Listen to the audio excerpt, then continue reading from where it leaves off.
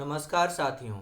JSSC CGL के लिए Nagpuri syllabus को पढ़ते हुए आज ये हमारा 15th वीडियो क्लास है, जिसमें हम बनकेवरा भाग 1 के कविताओं को पढ़ रहे हैं। कुल 32 कविताओं में से हम लोगों ने 16 कविताओं को पढ़ लिया है, जिनके वीडियो का लिंक इस वीडियो के डिस्क्रिप्शन में दिया हुआ है। आप वहां जाकर के पीछे की कविताओं को देख सकते हैं, समझ सकते हैं। आज के इस वीडियो क्लास में हम 17th कविता को पढ़ेंगे, 17वां कविता को पढ़ेंगे। और ये जो 17वां कविता है वो है आह्वान, जिसके लेखक हैं चंद्रदेव सिंह। चंद्रदेव सिंह ने झारखंड को एक अलग राज्य बनाने के लिए, यहाँ के लोगों को जागृत करने के लिए इस कविता को लिखा था।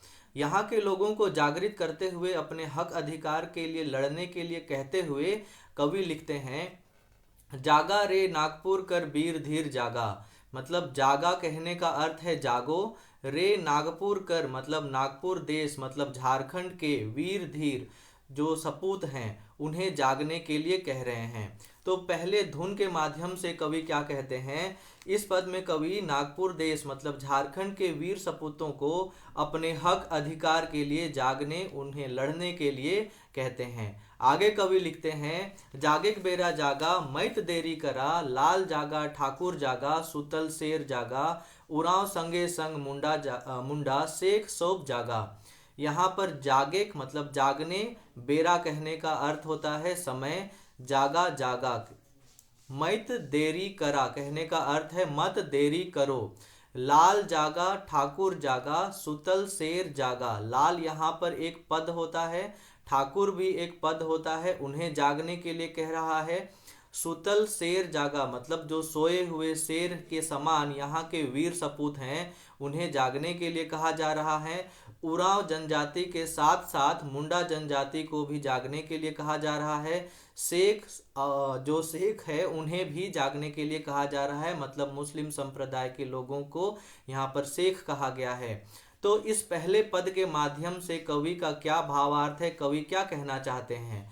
इस पद में कवि नागपुर देश झारखंड के लाल ठाकुर उरांव मुंडा शेख सभी से कहते हैं कि हे नागपुर देश के सोए हुए शेरों, जागो और विलंब ना करते हुए अपने हक अधिकार के लिए लड़ो। ऐसा कवि इस पहले पद के माध्यम से कह रहे हैं।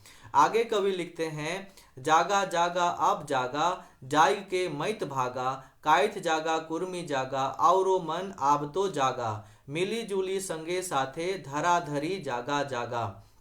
यहाँ पर जागा जागा जागा जागा आप जागा कहने का अर्थ है अभी सभी कोई जाग जाओ।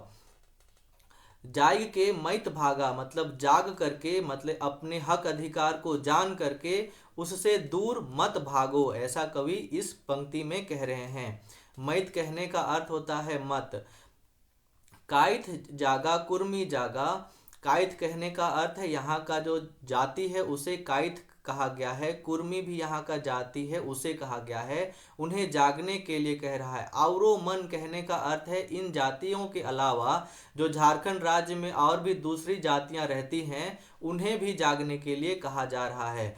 अब तो जागा मतलब अब तो जाग जाओ, मिली जुली संगे साथे धराधरी जागा जागा। मिली जुली मतलब जितने भी जातियां हैं वो मिलजुल कर एक साथ में एक दूसरे को जगाते हुए, धराधरी कहने का अर्थ है अगर मैं जाग गया तो तुम्हें भी मैं जगाऊंगा, ऐसा करते हुए एक दूसरे को अपने हक अधिकार के लिए जागृत करने के लिए कवि जो है वो यहाँ पे लिखे हैं।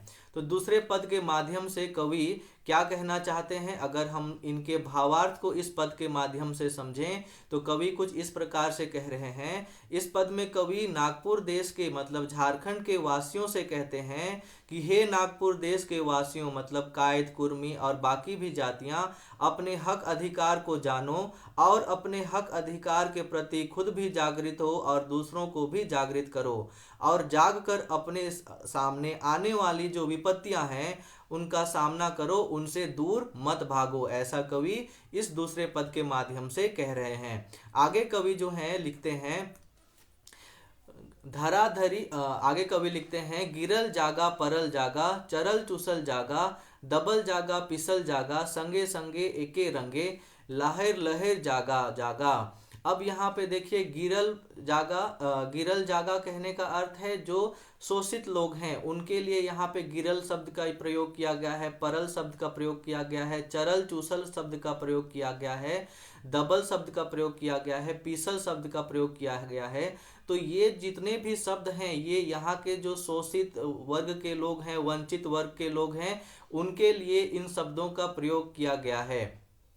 संगे एके रंगे मतलब सभी को एक साथ में एक रंग में जागने के लिए कवि कह रहे हैं। लहर लहर कहने का अर्थ है कि एक दूसरे को जगाते हुए, एक दूसरे को साथ देते हुए, एक दूसरे के लिए हाथ को आगे बढ़ाते हुए सभी को जागने के लिए कह रहे हैं। तो इस तीसरे पद के माध्यम से कवि क्या कहते हैं, इस तीसरे पद में कवि जो हैं वो कहते हैं कि नागपुर के समाज के सभी तबकों, गरीब, दुखी, सुखी, संपन्न, छोटा बड़ा, सबसे कहते हैं कि सभी एक साथ अपनी माँ माटी के कल्याण के लिए अपनी आवाज को बुलंद करो और अपने हक अधिकार के लिए लड़ो। ऐसा कवि इस तीसरे पद के माध्यम से कहते हैं। आगे कवि लिखते हैं, गांव जागा शहर जागा, टोला टोली जागा, डहर जागा खोर जागा, कोना कुची जागा।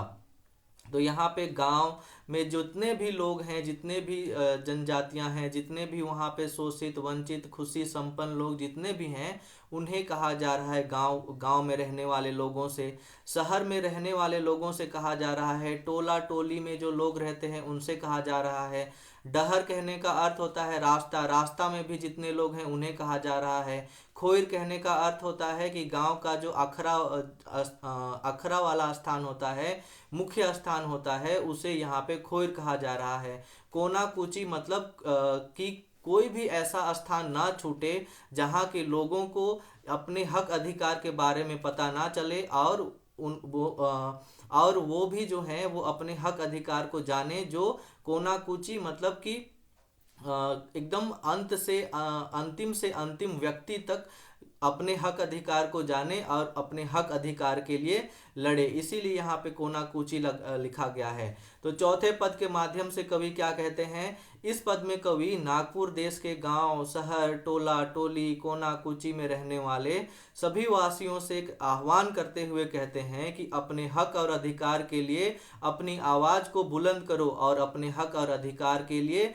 लड़ो। ऐसा कवि इस चौथे पद के माध्यम से कहते हैं। तो इस प्रकार से ये जो कविता है उसका भावार्थ और उसका शब्दार्थ खत्म होता है।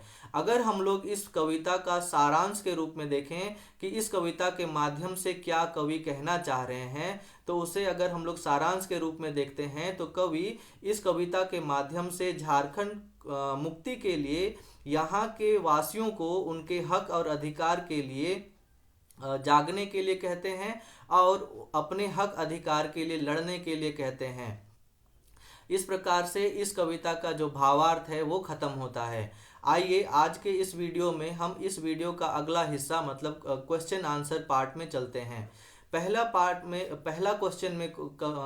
क्वेश्चन जो इस कविता से पूछा जा सकता है वो है, जागा रे नागपुर कर वीर धीर जागा, जागे बेरा जागा जागा, मैत देरी करा, प्रस्तुत कविता कर कवि कर का नाव हेके। तो अभी हम लोगों ने देखा कि ये जो कविता है वो आह्वान कविता से लिया गया है। ये पद आह्वान कविता से लिया गया है और आह्वान कविता का जो कवि हैं वो हैं चंद्रदेव सिंह। तो हमारा आंसर हो जाएगा यहाँ पे ए। दूसरे पद में जो दूसरा क्वेश्चन जो है वो है, कवि चंद्रदेव सिंह कर जन्म कौन बछर होए रहे। तो कवि जो चंद्रदेव सिंह हैं उनका जन्म 1939 ईस्वी में हुआ था, इसीलिए हमारा आंसर सी हो जाएगा। तीसरा क्वेश्चन है, ई कविता कौन रस में रचल जाहे। तो ये जो कविता है वो वीर रस में रचा गया है, जिसमें लोगों को जागृत करने के लिए, उन्हें अपने हक अधिकार के लिए लड़ने के लिए कहा गया है। तो इसीलिए हमारा जो आंसर हो जाएगा वो ए हो जाएगा। नेक्स्ट क्वेश्चन जो है वो है, आपन कविता कर माध्यम से कवि मनुख मन के फैलाए चाहे ना, मतलब मनुष्यों में कवि क्या फैलाना चाहते थे। तो यहाँ पर देखिए, सोया हुआ चेतना जो है उसे जगाने के लिए कवि ने इस कविता को लिखा है। तो हमारा आंसर ए हो जाएगा। कवि आपन कविता में केकर नियर लहर लहर के जागे कर आह्वान करे ना। तो बाघ के समान यहाँ पे जागने का आह्वान करते हैं कवि। तो इस प्रकार से हमारा ये वीडियो जो है वो ख़त्म होता है। उम्मीद करते हैं आप लोगों को ये कविता पसंद आया होगा। और अगर आपको ये कविता पसंद आ रहा है तो हमारे इस वीडियो को लाइक कीजिए और हमारे इस यूट्यूब चैनल को सब्सक्राइब कीजिए। आज के इस वीडियो क्लास को हम यहीं ख़त्म करते हैं। बहुत बहुत धन्यवाद।